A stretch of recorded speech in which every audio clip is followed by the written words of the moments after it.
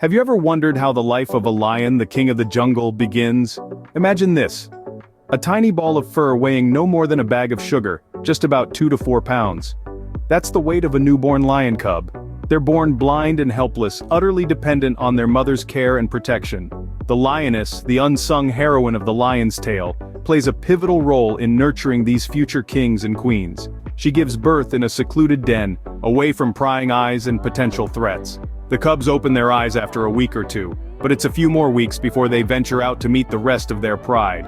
The lioness guards her cubs fiercely, teaching them the ways of the wild, and instilling in them the skills they'll need to survive and thrive. Sounds like a humble beginning for the future king, doesn't it? From being tiny, blind cubs to becoming the formidable beasts, the journey is anything but easy. So, let's delve into the milestones that mark the transformation of a lion cub into the king of the jungle. When a lion cub is born, it's not much bigger than a small house cat and is completely reliant on its mother. It's a vulnerable and delicate time as they're born blind.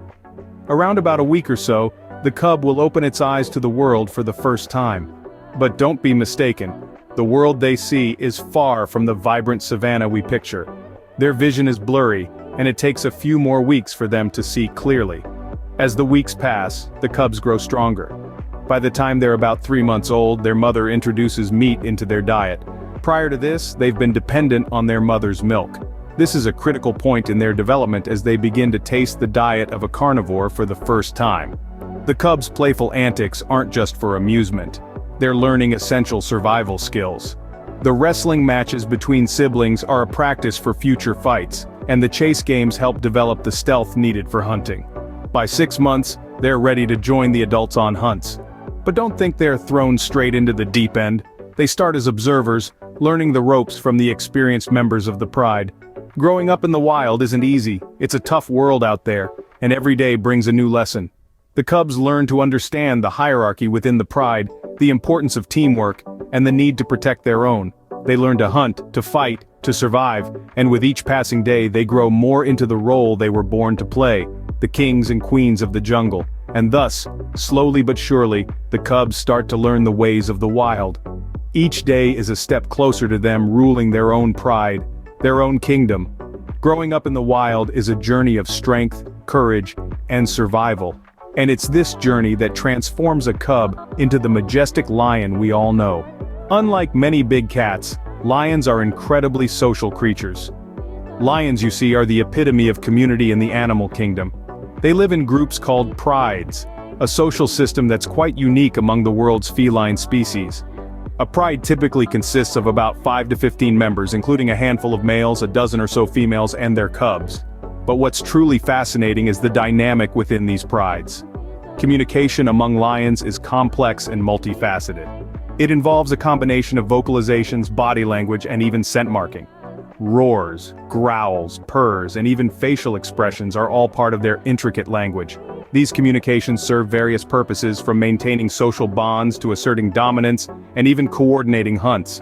Speaking of hunts, it's often the lionesses who are the primary hunters, working together in well-coordinated groups to stalk and take down prey. This division of labor is another testament to their social structure. The males, on the other hand, are typically tasked with protecting the pride's territory, fending off rival males and potential threats. And let's not forget about the cubs. In a lion pride, it's a communal affair. Lionesses often synchronize their breeding cycles and collectively care for and nurse each other's cubs. This communal cub-rearing system provides a safety net, ensuring that even if a mother lioness dies, her cubs will still be cared for. But it's not always smooth sailing. Pride dynamics can change dramatically when a new male takes over, often leading to tense and sometimes violent power struggles. Yet through it all, the pride endures. It adapts, it survives, and it thrives. Why? Because in a world where survival is never guaranteed, these lions have learned that there is power in numbers, strength in unity, and security in family. They've learned to navigate the intricate dance of social dynamics, to communicate, cooperate, and coexist in a way that ensures the survival of the pride. In the heart of the wild, it seems, unity is strength. Every king needs a kingdom, and for lions it's the vast African savanna. Here's the thing about lions. They're not just any ordinary cats. Their habitat is as grand as their reputation. Spanning across the sub-Saharan Africa to the isolated pockets of India, they've claimed the wilderness as their own. But the African savanna? Well, that's their favorite royal court. Imagine an endless expanse of grasslands, dotted with acacia trees and punctuated by the occasional roar of a lion.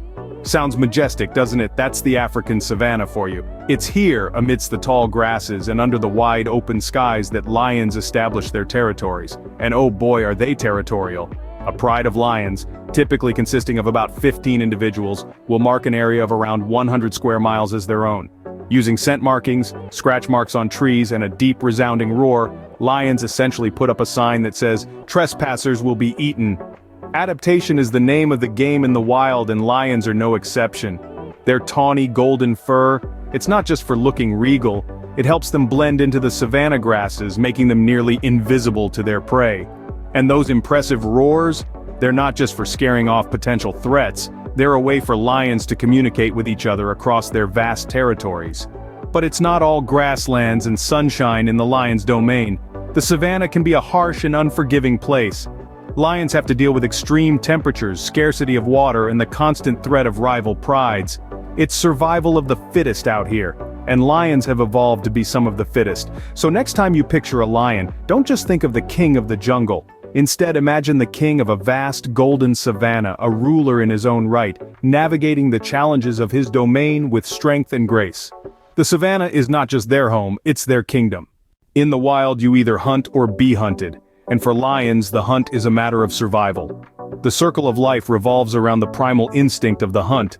For lions, one of the most formidable predators on the planet, the hunt isn't just a game, it's their livelihood. When it comes to hunting, lions have a particular taste for large ungulates, such as zebras, wildebeest, and buffaloes. These animals provide the necessary nutrients to keep the pride strong and healthy.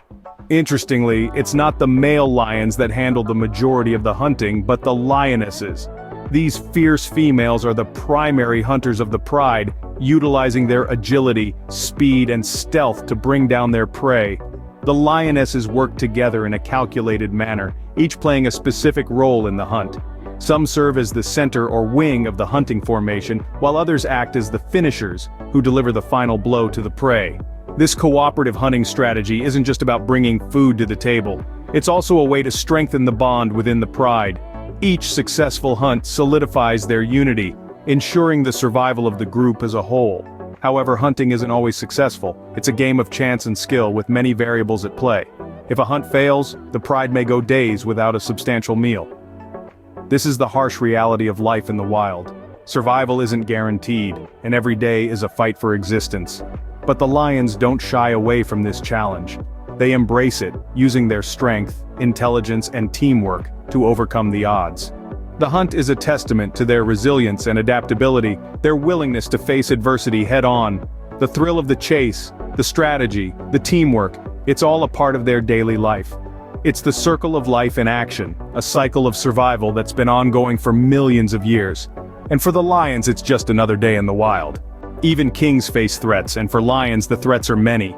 Life in the wild isn't a walk in the park, it's survival of the fittest, and lions, despite their regal stature, are not exempt from this rule. Other predators like hyenas and leopards present a constant danger, especially to the vulnerable, the cubs and the old. Diseases too are an ever-present threat. From the deadly feline immunodeficiency virus, which is similar to HIV in humans, to the parasite-induced bovine tuberculosis, lions have their share of health battles to fight. But the most significant threat? Us, humans. Whether it's from habitat loss due to expanding human settlements, or from illegal hunting and poaching, we pose the greatest danger to these magnificent creatures. The king of the jungle, it seems, has his own set of challenges to overcome.